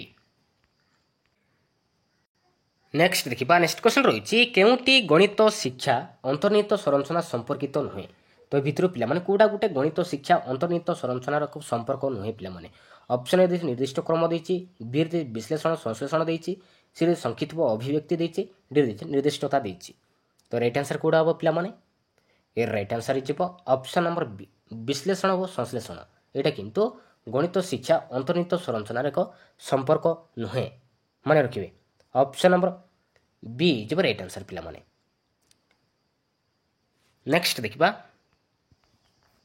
କେଉଁଟି ଏକ ପର୍ଯ୍ୟବେକ୍ଷଣ କୌଶଳ ଅଟେ? ତ ଏ ଭିତରୁ ପିଲାମାନେ କୋଉଟା ଗୋଟେ ପର୍ଯ୍ୟବେକ୍ଷଣର ଏକ କୌଶଳ ଅଟେ ପିଲାମାନେ? ନେକ୍ସଟ ଦେଖିବା କେଉଁଟି ଏକ ପର୍ଯ୍ୟବେକ୍ଷଣ କୌଶଳ ଅଟେ?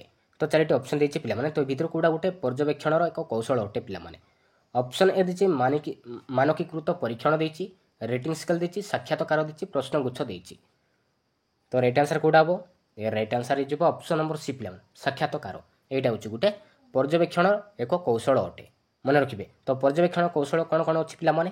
ସାକ୍ଷାତକାର ହେଇଗଲା, ପରୀକ୍ଷଣ ହେଇଗଲା, ପ୍ରକଳ୍ପ କାର୍ଯ୍ୟ ହେଇଗଲା ପିଲାମାନେ, ପର୍ଯ୍ୟବେକ୍ଷଣ ହେଇଗଲା, କୃତି ମୂଲ୍ୟାୟନ।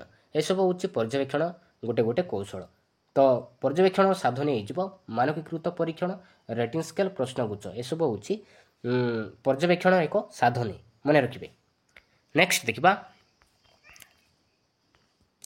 ନିମ୍ନୋକ୍ତ ଶୈକ୍ଷିକ ଉଦ୍ଦେଶ୍ୟ ଗୁଡ଼ିକ ମଧ୍ୟରୁ କେଉଁଟି ଅନ୍ୟ ତିନୋଟି ଠାରୁ ଭିନ୍ନ? ତ ଏ ଭିତରୁ ପିଲାମାନେ କୋଉଟା ଗୋଟେ ଭିନ୍ନ ଅଛି ପିଲାମାନେ? ଅପସନ୍ ଏ ଦେଇଛି ଠିକ୍ ଉତ୍ତର ଚୟନ ଦେଇଛି, ବି ରେ ଦେଇଛି ବିନ୍ଦୁ ସଂଯୋଗ ଦ୍ୱାରା ଜ୍ୟାମିତିକ ଚିତ୍ର ଅଙ୍କନ ଦେଇଛି, ସି ରେ ଦେଇଛି ସାନରୁ ବଡ଼ କ୍ରମରେ ସଂଖ୍ୟା ଗୁଡ଼ିକ ସଜ୍ଜୀକରଣ ଦେଇଛି, ଡି ରେ ଦେଇଛି ମୌଳିକ ସଂଖ୍ୟା ଗୁଡ଼ିକର ପୃଥକୀକରଣ ଦେଇଛି। ତ ଏମାନଙ୍କ ଠାରୁ କୋଉଟା ଏମାନଙ୍କ ଠାରୁ ଭିନ୍ନ ଅଛି ପିଲାମାନେ? कोड़ा राइट आंसर ए राइट आंसर जी ऑप्शन नंबर बी बिंदु संयोग द्वारा ज्यामिति चित्र अंकन मन रखिए ऑप्शन नंबर बी। नेक्स्ट देखिए गणित शिक्षादान निमंते शैक्षिक उद्देश्य गुड़िक केउं क्रमटी ठीक गणित शिक्षादान निमंते शैक्षिक उद्देश्य गुड़िक केउं क्रमटी ठीक अच्छी पिलामाने बोध विश्लेषण ज्ञान प्रयोग देछि बी देछि ज्ञान प्रयोग बोध विश्लेषण देछि सी देछि प्रयोग विश्लेषण ज्ञान बोध देछि डी देछि ज्ञान बोध प्रयोग विश्लेषण देछि तो केउं क्रमटी ठीक हबो कोड आवर right answer A right answer is option number D ज्ञान बोध प्रयोग विश्लेषण ए तो ए क्रमटी ठीक अछि।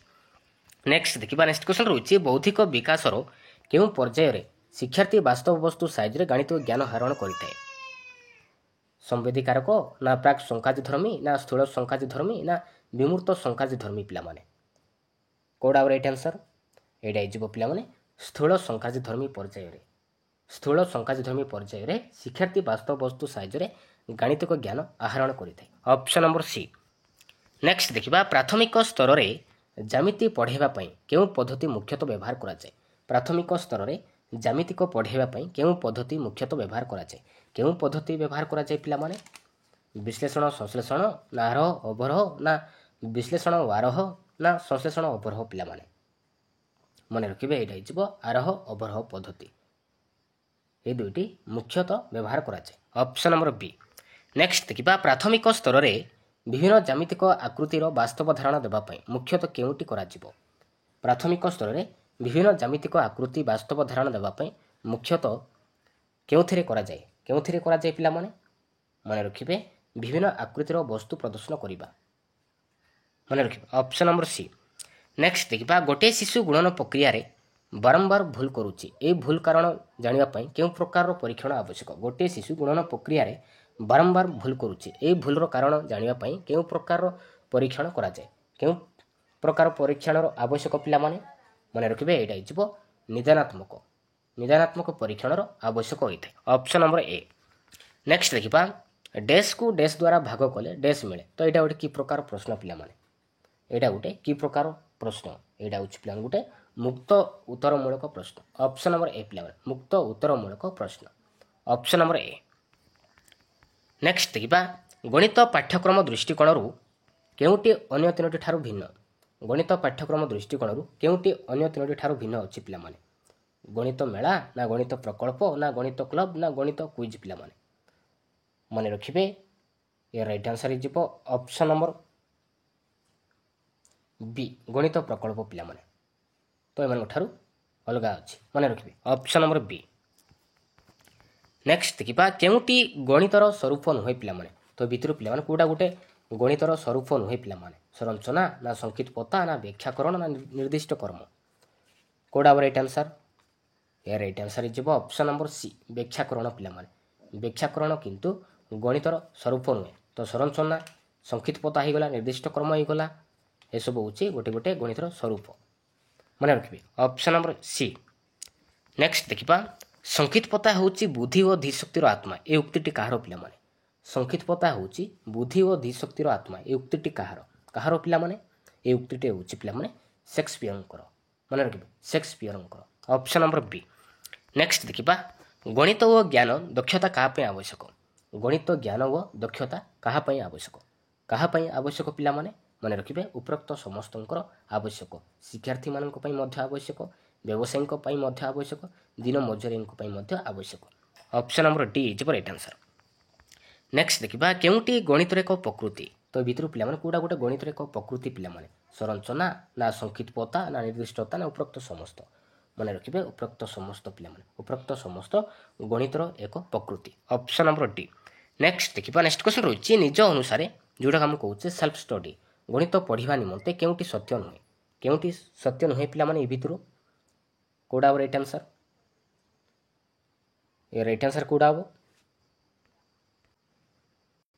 ए right answer is option number B पिला माने या घोषा पद्धति को उत्साहित करिते एटा किंतु निज अनुसार जोडा हम कहउछे सेल्फ स्टडी एटा किंतु सत्य नुहे ऑप्शन नंबर बी। नेक्स्ट देखिबा नेक्स्ट क्वेश्चन रहिछि बौद्धिक विकासर द्वितीय पर्याय को केउ पर्याय को आजाय बौद्धिक विकासर द्वितीय पर्याय को केउ पर्याय को आजाय पिला माने ताको हम कहिबा प्राक संकार्यधर्मी पर्याय को आजाय प्रथम पर्याय होछि पिला संवेदीकारक आ द्वितीय होइजिबो प्राक संकार्यधर्मी पर्याय आ तृतीय होइजिबो ସ୍ଥୂଳ ସଂକାର୍ଯ୍ୟଧର୍ମୀ ପର୍ଯ୍ୟାୟ ଆଉ ଚତୁର୍ଥ ହେଉଛି ଯଥାଯଥ ସଂକାର୍ଯ୍ୟ। ମନେ ରଖିବେ। ତ option number D is right answer. Next ଦେଖିବା ଅଧିକ ମିତଭାଷୀ ହେବା ଗଣିତ ଶିକ୍ଷଣର କେଉଁ ମୁଖ୍ୟ ଉଦ୍ଦେଶ୍ୟ ଅନ୍ତର୍ଭୁକ୍ତ? ଅଧିକ ମିତଭାଷୀ ହେବା ଗଣିତ ଶିକ୍ଷଣର କେଉଁ ମୁଖ୍ୟ ଉଦ୍ଦେଶ୍ୟ? ମନେ ରଖିବେ ଏଇଟା ହେଇଯିବ ଭାବାତ୍ମକ ପିଲାମାନେ, ଭାବାତ୍ମକ ଉଦ୍ଦେଶ୍ୟ। ଅପସନ୍ ନମ୍ବର ବି। ନେକ୍ସଟ ଦେଖିବା ସ୍ଥୂଳ ସଂକାର୍ଯ୍ୟ ପର୍ଯ୍ୟାୟ କେଉଁ ସମୟ କୁହାଯାଏ? ସ୍ଥୂଳ ସଂକାର୍ଯ୍ୟ ପର୍ଯ୍ୟାୟ କେଉଁ ସମୟକୁ କହିବା? କେଉଁ ସମୟକୁ କୁହାଯାଏ ପିଲାମାନେ? ମନେ ରଖିବେ ସ୍ଥୂଳ ସଂକାର୍ଯ୍ୟଧର୍ମୀ ପର୍ଯ୍ୟାୟକୁ ଆମେ କହିବା 7ରୁ 12 ବର୍ଷ କହିବା ପିଲାମାନେ। 7 ବର୍ଷରୁ 12 ବର୍ଷ ବୟସ ପର୍ଯ୍ୟନ୍ତକୁ ଆମେ କହିବା ସ୍ଥୂଳ ସଂକାର୍ଯ୍ୟ ପର୍ଯ୍ୟାୟ ବୋଲି କହିବା। ଆଉ ଜନ୍ମଠାରୁ 2 ବର୍ଷ ବୟସ କହିବା ଆମେ ସମ୍ବେଦୀକାରକ ପର୍ଯ୍ୟାୟ। ଆଉ ପ୍ରାକ୍ ସଂକାର୍ଯ୍ୟଧର୍ମୀର ସମୟ ହେଇଯିବ 2 ବର୍ଷରୁ 7 ବର୍ଷ। ଆଉ ଯଥାଯଥ ସଂକାର୍ଯ୍ୟ ହେଇଯିବ ପିଲା 12 ବର୍ଷରୁ ଉର୍ଦ୍ଧ୍ୱ।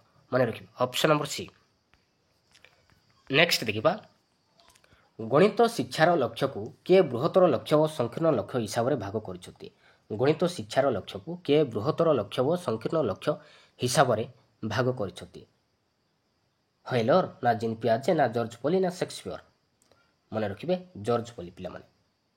ଜର୍ଜ ପଲି ଗଣିତ ଶିକ୍ଷାର ଲକ୍ଷ୍ୟକୁ ବୃହତ୍ତର ଲକ୍ଷ୍ୟ ଓ ସଂକୀର୍ଣ୍ଣ ଲକ୍ଷ୍ୟ ହିସାବରେ ଭାଗ କରିଛନ୍ତି George Polya. Option number C. Next ଦେଖିବା ଦୁଇଟି ଭଗ୍ନ ସଂଖ୍ୟାର ଗୁଣଫଳର ସତ୍ୟତାକୁ ପରୀକ୍ଷା କରିବା କେଉଁ ଶିକ୍ଷଣ ଉଦ୍ଦେଶ୍ୟ ଅନ୍ତର୍ଗତ? ଦୁଇଟି ଭଗ୍ନ ସଂଖ୍ୟାର ଗୁଣଫଳର ସତ୍ୟତାକୁ ପରୀକ୍ଷା କରିବା କେଉଁ ଶିକ୍ଷଣର ଉଦ୍ଦେଶ୍ୟ? କେଉଁ ଶିକ୍ଷଣର ଉଦ୍ଦେଶ୍ୟ ପିଲାମାନେ? ଏଇଟା ହେଇଯିବ ପ୍ରୟୋଗ ପିଲାମାନେ, ପ୍ରୟୋଗ ଶିକ୍ଷଣର ଉଦ୍ଦେଶ୍ୟ। Option number C. ନେକ୍ସଟ ଦେଖିବା ଉଚ୍ଚ ପ୍ରାଥମିକ ସ୍ତରରେ ଗଣିତ ଶିକ୍ଷାଦାନ ଉଦ୍ଦେଶ୍ୟ ତ ଏମାନଙ୍କ ଠାରୁ କେଉଁଟା ପିଲାମାନେ? ଉଚ୍ଚ ପ୍ରାଥମିକ ସ୍ତରରେ ଗଣିତ ଶିକ୍ଷାଦାନ ଉଦ୍ଦେଶ୍ୟ କେଉଁଟା? କେଉଁଟା ହେବ ରାଇଟ୍ ଆନ୍ସର୍? ଏ ରାଇଟ୍ ଆନ୍ସର୍, ଏ ରାଇଟ୍ ଆନ୍ସର୍ ହେଇଯିବ ଅପସନ୍ ନମ୍ବର ସି ଯୁକ୍ତିମୂଳକ ବିକାଶ, ଯୁକ୍ତିମୂଳକ ବିକାଶ ପିଲାମାନେ। ନେକ୍ସଟ ଦେଖିବା କେଉଁଟି ହେଉଛି ପ୍ରକୃତ ଶିକ୍ଷାଦାନ? ତ 4ଟି ଅପସନ୍ ଦେଇଛି, ତ ଭିତରୁ କେଉଁଟା ଗୋଟେ ପ୍ରକୃତ ଶିକ୍ଷାଦାନ ପିଲାମାନେ? ଅପସନ୍ ଏ ଦେଇଛି ଗଣିତଟିକୁ ବୁଝେଇବା, ବି ଦେଇଛି ଗଣିତଟିକୁ କଷିଦେବା, ସି ଦେଇଛି ଗଣିତଟିର ସମାଧାନ କରିବାରେ ସାହାଯ୍ୟ କରିବା, ଡି ଦେଇଛି ଉପରୋକ୍ତ ସମସ୍ତ। ଏ ରାଇଟ୍ ଆନ୍ସର୍ କେଉଁଟା ହେବ? ଏ ରାଇଟ୍ ଆନ୍ସର୍ ହେଇଯିବ ଅପସନ୍ ନମ୍ବର ସି ଗଣିତଟିର ସମାଧାନ କରିବାରେ ସାହାଯ୍ୟ କରିବା। ଏଇଟା ହେଉଛି ଗୋଟେ ପ୍ରକୃତ ଶିକ୍ଷାଦାନ। ନେକ୍ସଟ ଦେଖିବା କେଉଁ ଦକ୍ଷତାଟି ଗାଣିତିକ ଶିକ୍ଷଣ ଉଦ୍ଦେଶ୍ୟ ଅନ୍ତର୍ଭୁକ୍ତ ନୁହେଁ? ତ ଭିତରୁ ପିଲାମାନଙ୍କୁ କେଉଁ ଦକ୍ଷତାଟି ଗାଣିତିକ ଶିକ୍ଷଣର ଉଦ୍ଦେଶ୍ୟ ନୁହେଁ ପିଲାମାନେ? ଅପସନ୍ ଏ ଦେଇଛି ଗାଣିତିକ ସଂକେତକୁ ଭାଷାରେ ପ୍ରକାଶ କରିବା, ବି ଦେଇଛି ଗାଣିତିକ ତଥ୍ୟ ସମ୍ବନ୍ଧୀୟ ଜ୍ଞାନ ଆହରଣ କରିବା, ସି ଦେଇଛି ଗଣିତରେ ଦୁର୍ବଳ ପିଲାଙ୍କୁ ଚିହ୍ନଟ କରିବା, ଡି ଦେଇଛି ଯୁକ୍ତିଯୁକ୍ତ ଭାବେ ଚିନ୍ତା କରିବା। ତ ରାଇଟ୍ ଆନ୍ସର୍ କେଉଁଟା ହେବ? ଏହାର ରାଇଟ୍ ଆନ୍ସର୍ ହେଇଯିବ ଅପସନ୍ ନମ୍ବର ସି ଗଣିତରେ ଦୁର୍ବଳ ପିଲାଙ୍କୁ ଚିହ୍ନଟ କରିବା। ଏଇଟା କିନ୍ତୁ ଗାଣିତିକ ଶିକ୍ଷଣର ଉଦ୍ଦେଶ୍ୟ ନୁହେଁ, ମନେ ରଖିବେ ଅପସନ୍ ନମ୍ବର ସି। ନେକ୍ସଟ ଦେଖିବା ତ ନେକ୍ସଟ କ୍ୱେଶ୍ଚନ୍ ରହିଛି God is a supreme mathematician who created this well ordered and systematic universe. ଏହି ଉକ୍ତିଟି କାହାର ପିଲାମାନେ? କାହାର ପିଲାମାନେ ଏହି ଉକ୍ତିଟି କାହାର? ଏହି ଉକ୍ତିଟି ହେଉଛି ପିଲାମାନେ ଜେମ୍ସ ଜିନ୍ସଙ୍କର। ମନେ ରଖିବେ ଅପସନ୍ ନମ୍ବର ଏ। ନେକ୍ସଟ ଦେଖିବା ନେକ୍ସଟ କ୍ୱେଶ୍ଚନ୍ ରହିଛି କେଉଁ ପର୍ଯ୍ୟାୟରେ ଶିଶୁଟି ସଂଖ୍ୟାଗୁଡ଼ିକୁ ଓଲଟା କହିବା ଆରମ୍ଭ କରିଥାଏ? କେଉଁ ପର୍ଯ୍ୟାୟରେ ଶିଶୁଟି ସଂଖ୍ୟାଗୁଡ଼ିକୁ ଓଲଟା କହିବା ଆରମ୍ଭ କରିଥାଏ? ମନେ ରଖିବେ ସ୍ଥୂଳ ସଂକାର୍ଯ୍ୟଧର୍ମୀ ପର୍ଯ୍ୟାୟରେ, ସ୍ଥୂଳ ସଂକାର୍ଯ୍ୟ ପର୍ଯ୍ୟାୟରେ ଶିଶୁଟି ସଂଖ୍ୟାଗୁଡ଼ିକୁ ଓଲଟା କହିବା ଆରମ୍ଭ କରିଥାଏ। ମନେ ରଖିବେ ଅପସନ୍ ନମ୍ବର ବି। ନେକ୍ସଟ ଦେଖିବା ଉପଲବ୍ଧ ସମସ୍ତ ତଥ୍ୟ ସର୍ତ୍ତ ବା ସମ୍ବଳର ବିନିଯୋଗ କରି ଗାଣିତିକ ସମସ୍ୟାର ସମାଧାନ କରିବାକୁ କ'ଣ କୁହାଯାଏ? କ'ଣ କୁହାଯାଏ ପିଲାମାନେ? ତାକୁ ଆମେ କହିବା ଇଷ୍ଟତମୀକରଣ କହିବା। ମନେ ରଖିବା ଅପସନ୍ ନମ୍ବର ଡି। ନେକ୍ସଟ ଦେଖିବା କେଉଁ ପଦ୍ଧତିରେ ଅର୍ଜିତ ଜ୍ଞାନ ଦୀର୍ଘସ୍ଥାୟୀ ହୋଇଥାଏ? କେଉଁ ପଦ୍ଧତିରେ ଅର୍ଜିତ ଜ୍ଞାନ ଦୀର୍ଘସ୍ଥାୟୀ ହୋଇଥାଏ? କେଉଁ ପଦ୍ଧତିରେ? ମନେ ରଖିବେ ଆରୋହ ପଦ୍ଧତି ପିଲାମାନେ, ଆରୋହ ପଦ୍ଧତିରେ ଅର୍ଜିତ ଜ୍ଞାନ ଦୀର୍ଘସ୍ଥାୟୀ ହୋଇଥାଏ। Option number A. ନେକ୍ସଟ ଦେଖିବା କେଉଁ ଗାଣିତିକ ପଦ୍ଧତିଟି ସଂକ୍ଷିପ୍ତ ସହଜ ଓ ଶୃଙ୍ଖଳିତ? କେଉଁ ପଦ୍ଧତିରେ ସଂକ୍ଷିପ୍ତ ସହଜ ଓ ଶୃଙ୍ଖଳିତ ହୋଇଥାଏ ପିଲାମାନେ? ମନେ ରଖିବେ ସଂଶ୍ଳେଷଣ ପଦ୍ଧତିରେ। Option number C. ନେକ୍ସଟ ଦେଖିବା 5 ସୋପାନ ବିଶିଷ୍ଟ ପାଠ ଯୋଜନାର ପ୍ରବର୍ତ୍ତକ କିଏ? 5 ସୋପାନ ବିଶିଷ୍ଟ ପାଠ ଯୋଜନାର ପ୍ରବର୍ତ୍ତକ କିଏ? କିଏ ପିଲାମାନେ? ମନେ ରଖିବେ ହର୍ବର୍ଟ ପିଲାମାନେ। Option number C. ତ ଏବେ ଦେଖିବା ପିଲାମାନେ ଲାଷ୍ଟ କ୍ୱେଶ୍ଚନ୍ ଦେଖିବା କେଉଁଟି ଗଣିତ ଶିକ୍ଷଣର ଏକ ପଦ୍ଧତି ନୁହେଁ? ତ ଏ ଭିତରୁ ପିଲାମାନେ କେଉଁଟା ଗୋଟେ ଗଣିତ ଶିକ୍ଷଣର ଏକ ପଦ୍ଧତି ନୁହେଁ ପିଲାମାନେ? କେଉଁଟା ନୁହେଁ? ମନେ ରଖିବେ ପର୍ଯ୍ୟବେକ୍ଷଣ ନୁହେଁ ପିଲାମାନେ, ପର୍ଯ୍ୟବେକ୍ଷଣ ନୁହେଁ। ଥ୍ୟାଙ୍କ ୟୁ ପିଲାମାନେ।